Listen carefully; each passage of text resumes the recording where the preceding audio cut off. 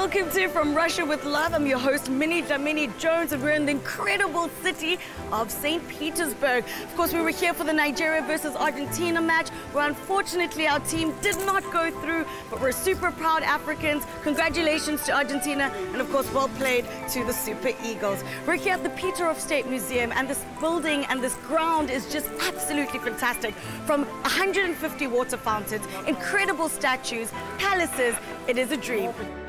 Peterhof, or Peter's Courtyard, was the creation of Peter the Great, who ruled the Tsardom of Russia from 1682 until his death in 1725.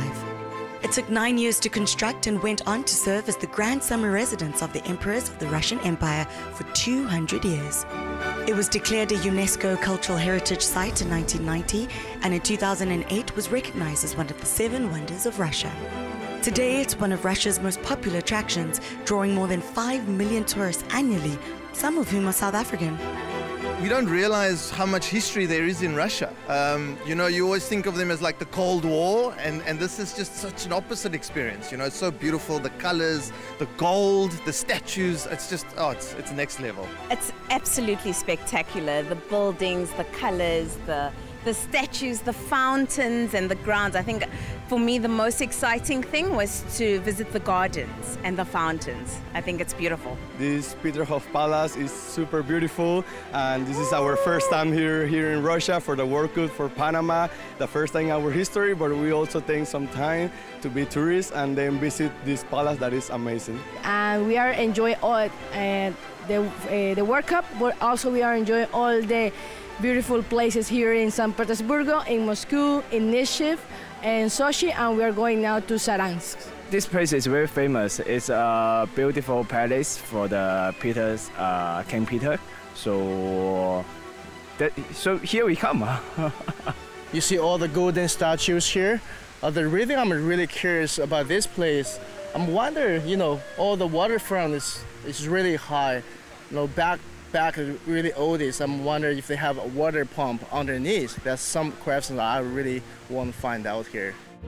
The Grand Cascade and the Samson Fountain form the impressive centerpiece of the lower gardens on Peterhof and is steeped in history and symbolism. Peter himself was instrumental in the layout and design of his residence. There are 64 fountains in the Grand Cascade, and amazingly, they are all gravity-fed, meaning they operate without pumps. The 20-meter vertical jet emanating from the Samson Fountain is achieved by sending water over an elevated aqueduct that is an astonishing 4 kilometers in length. The feature will be the Peterhof, the statue over there. There's a lot of history behind it, so if you read the book, you will find out what it's come from. From what I've heard, the tour guide was speaking about it being quite symmetrical, but it's also mixed with a bit of a Russian flavor. And that's, I think, what makes it quite unique. All the waterfalls and the gestures are very beautiful, yeah, gorgeous. And also the architecture over here is different compared to all the other countries. It's also a little bit different compared to Europe, like Italy, France, especially compared to Chinese, it's a little bit different too. St. Petersburg is a beautiful city where the sun doesn't set, which takes some getting used to. However, if you're prepared to take on nearly 19 hours of sunlight a day, Russia, St. Petersburg, and certainly Peterhof State Museum Reserve is a must visit. It's amazing. You have to come because the fountain, the people, the water is beautiful. It's an amazing place, and we really love Peterhof Palace. Because you actually don't know what you're in for. The food is unbelievable, and then just what you get to see and experience. It's really just such a beautiful country. Wow, St. Petersburg, everything about St. Petersburg is magical. It's fairy tale-like. The palaces, if you visit the palaces, I think you get a feel for what it was like to live here and for this to be your home. So to get that feeling, to be immersed in history, come and visit the palaces.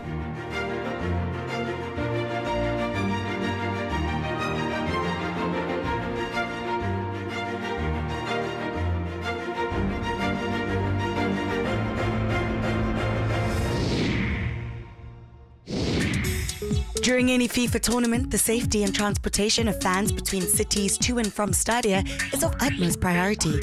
In an effort to continuously improve supporter experience, FIFA has introduced the Fan ID for the first time during the 2018 World Cup, which is a document that all spectators use to gain access to the stadium. The IDs are supplied as a small laminated card containing the personal information of the holder, and they were distributed prior to the tournament or could be collected on match days. Well, it was surprisingly fast because all I need is just get the ticket, go to the Fan ID center, provide them with my passport, and after 10 minutes I received my Fan ID. I was surprised how fast it was.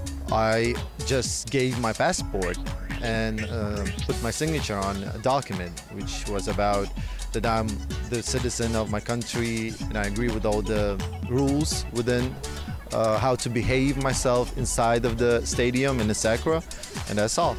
It was quite easy. It took just 2-3 minutes, I think, so there was no problem. Online registration, and I get to the Fan ID center and get the final ID, so yeah. The process was actually very easy because when we got the tickets, they immediately told us that we had to get a Fan ID to come here. So they told us to go on one website, Fan ID, which was really dedicated to it, and it was quite easy to do all the process, and we got it at home per post in like 2 weeks, I would say. And we got no problem actually. When we got to Russia with this Fan ID, and it was pretty easy to go in. So for us, we received it by mail at home. We ordered it about when we had qualified for the World Cup. We went in straight away and ordered and placed our orders to get a ticket for the games. And fortunately, we were able to get it. So we received it by mail after 1 month, I think. We asked spectators about how the Fan IDs have contributed to enhancing their World Cup experience. I think they did it because it's more easy, you know, like to verify that everyone has done the thing, and it's better for the process. You know, there are a lot of things with security and etc. So it's good to have a really precise process that everyone can understand, and it makes things clearer, you know. So, and it's really specific to the World Cup, specific to the event. So at the end of the day, it's like, when it's a good thing. I think perhaps it's a good idea, you know, because it's a lot of people who come to the place, 2 million people, and instead of getting visas and having to go to the embassy and things like this, I think it was a nice way, you know, you get this and you all know that the people who carry it, there are people who come here as tourists to the World Cup. And it's been all right, you know, you just have to scan your ID and your ticket to get in, and there's been no problems whatsoever. So I think it's a good thing, and you know, it's to keep a hold of people. So, you know, a lot of people, they come, and you know, these days with all the fear of terrorism and things like this, I think it's nice that we have a system so that people, they feel safe to go to the games. With over 2.6 million tickets already sold during this FIFA World Cup, matches have posted average stadium attendance of 97%, a rate that has created positive vibrations throughout Russia. Well, for me, it's the best one, but it's hard to compare because I've never been in a World Cup. But as I feel, it's the most secure place where I've ever been. Yeah, we have been talking about that it is a great organization, that the Russian people have done very good. Also, everybody is helpful if you have any question around the city of Moscow, and yeah, so very positive impression of Russia. It is the first time I'm here, so yeah, all the best from here. It has been so nice. When we came here before the game, 2-3 hours before, it's been such a nice ambience, and everyone has been in such a good mood, and even the people that are in French and Danish, they come to the game either wearing a French jersey or a Danish jersey, and people, you know, they're in it for the spirit, yeah? So it's everything, all in all, it's been good.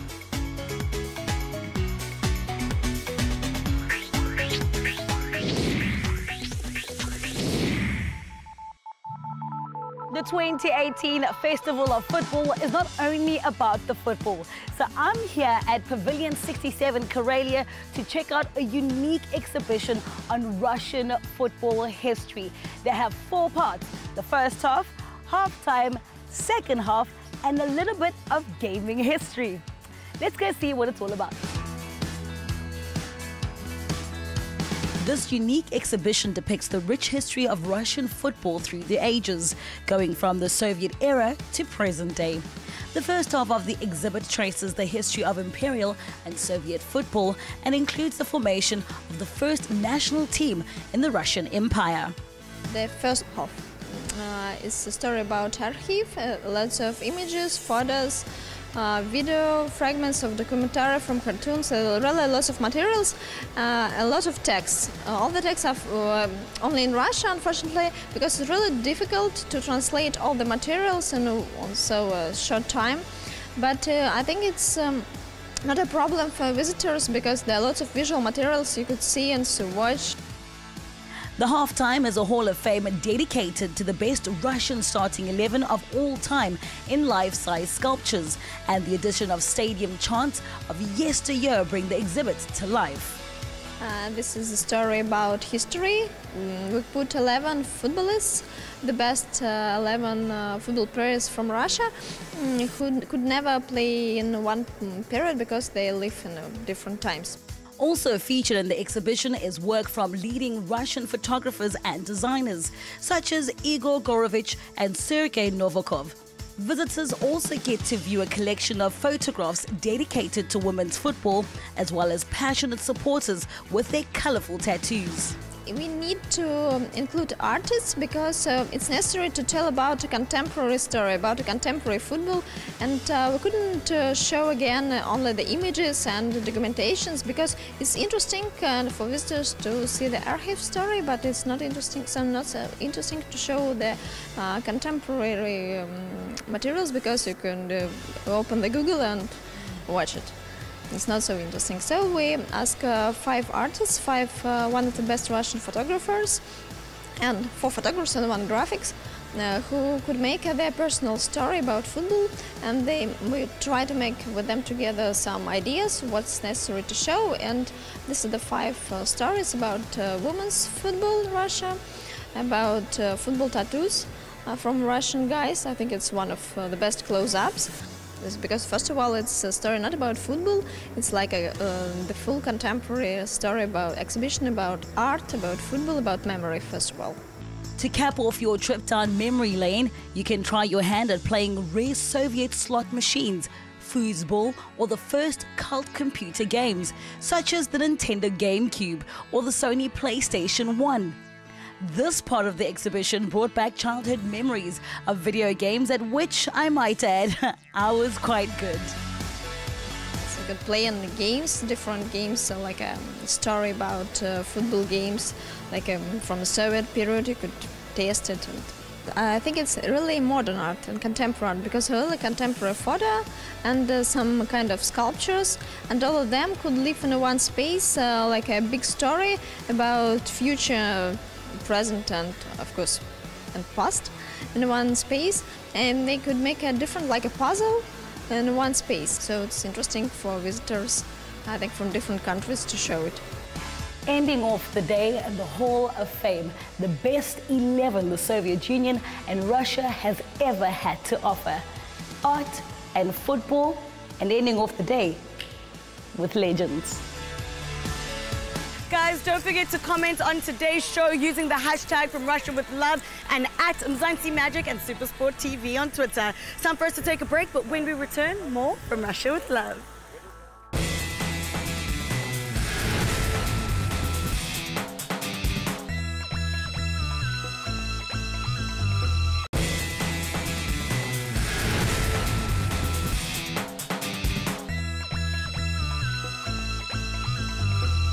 Welcome back to From Russia With Love. We're in the beautiful St. Petersburg at the Peterhof State Museum Reserve. This place is stunning, guys. But of course, an equally beautiful place is Moscow, where Tato's holding down the fort. Let's see what you got, girl.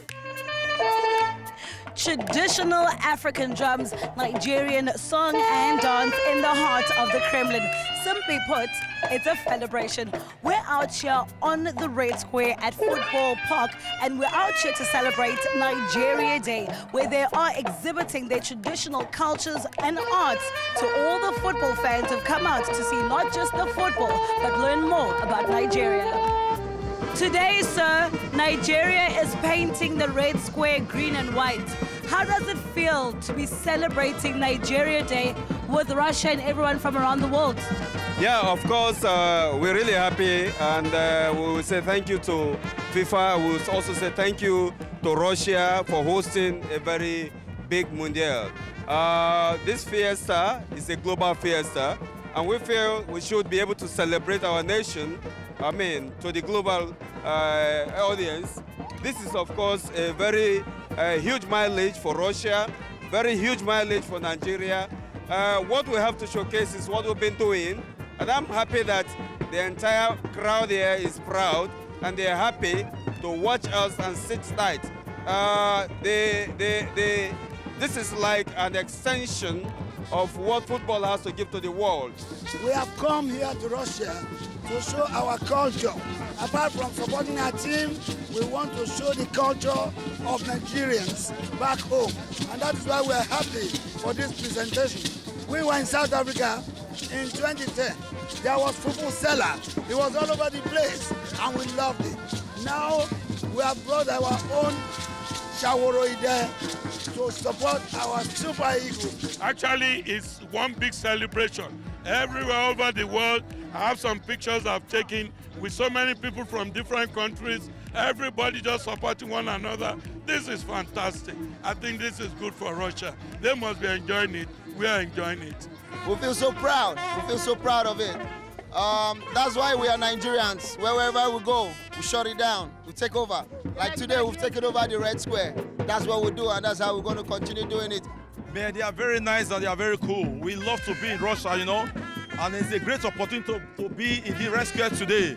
You can see we are one family, you know. We are so happy to be in this place. This is an opportunity, you know.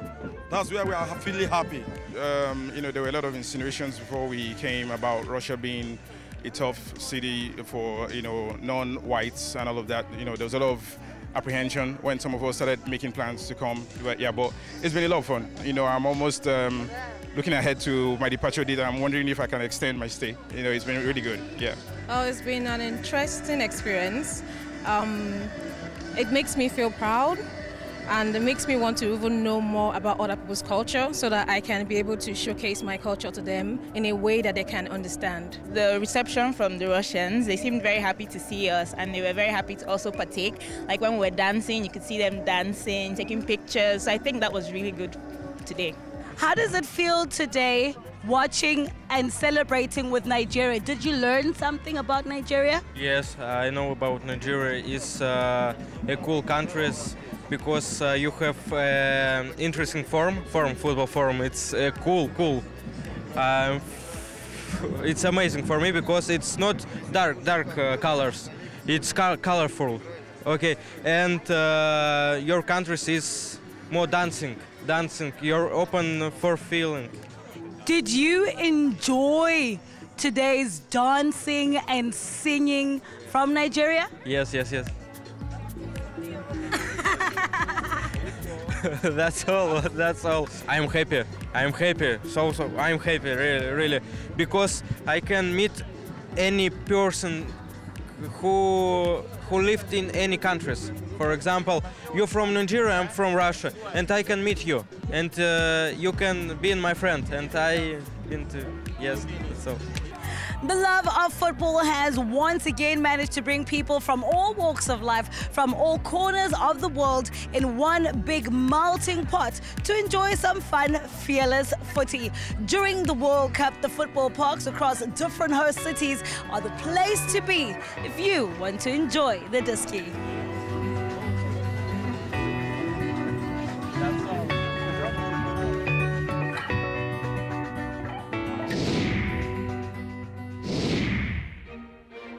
50 dancers on stage, 15 reincarnations, and 600 costumes. That's exactly what the Russian National Dance Show is all about, otherwise known as the Kostroma. It's all about history, it's all about culture, it's all about heritage. You want to catch up on all of the excitement? Let's go in. The Russian National Ballet, Kostroma, was founded in 1991 in the ancient city of Kostroma. The dance show celebrates the rich history and heritage of Russia through dance, fusing the country's traditional dance with classic ballet, theater, and cutting-edge stage effects. The Russian National Dance Show has been playing in Moscow for 14 years now. And I should say it's a must-see for everyone who comes to see Russia, to get to know Russia, to get to know the people and to get to know the culture of Russia. Because the first part represents the history of Russia, starting from the 9th century when the Orthodox religion came to Russia and united different people within the huge territory, up to the Soviet times, the 20th century, when ballet and space was were the symbols of Soviet Union, and you could see this all in the entire first act. And then the second act represents the different culture of different peoples living within the huge territory. You could get to know about the culture of those people living far north, thousands and thousands miles away from here, near Alaska, and then you can get to know people living in the Muslim area, from the Caucasus, from Lake Baikal, from Siberia. And that's just interesting in 2 hours to get to know how diverse our country is. In 2016, the ballet celebrated its 25th anniversary, and to celebrate this, the ensemble was tweaked to appeal to a universal audience from all over the world. The company is 27 years old, and it took years just to understand what to create, what would make people easily understand what we want to say. We changed it and made it, I think, more interesting for the audience from all over the world, because people from different countries, they have different mentalities, they have different expectations, and we try to meet expectations of all those people. So yes, it's a lot of work, a lot of energy, a lot of hard work of the dancers and the management. The Kostroma, as it's sometimes known, is the most popular folklore ballet ensemble in Russia, captivating not only the audience, but also the ballet critics for the spectacular performances and dazzling costumes. 600 costumes, all handmade, all really expensive, were specifically designed for the show. And it's actually 5 tons of different props and sets and costumes we travel with. So 2 huge trucks, which we bring here. 50 dancers, yes, and maybe 10 or 12 techs that work actually backstage. And we're probably the only show in Russia in this genre, working in the Russian folk dancing, that has that much special effects and equipment. In the last 10 years, the Russian National Ballet has given more than 1,000 performances and seen by an outstanding 900,000 people from different countries all over the world. We've traveled to 45 countries. We are actually bringing the entire show to the countries, to the BRICS countries. First it was China, this year it's India, and hopefully next year it will be South Africa.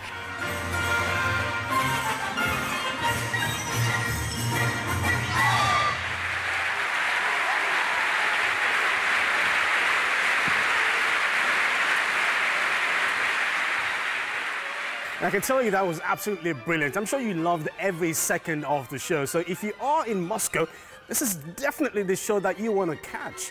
The Russian National Dance Show, and it does run 6 times a week, so you cannot afford to miss it. No excuses whatsoever. My word, I'm looking to come back and watch another version of the show. It's absolutely great to be here. The knockout stages of the FIFA World Cup kick off today live on your World of Champions, so make sure you catch all the matches. It's time for me to say goodbye. I'm Minnie Dlamini Jones, and you've been watching From Russia with Love. Das Vidanya.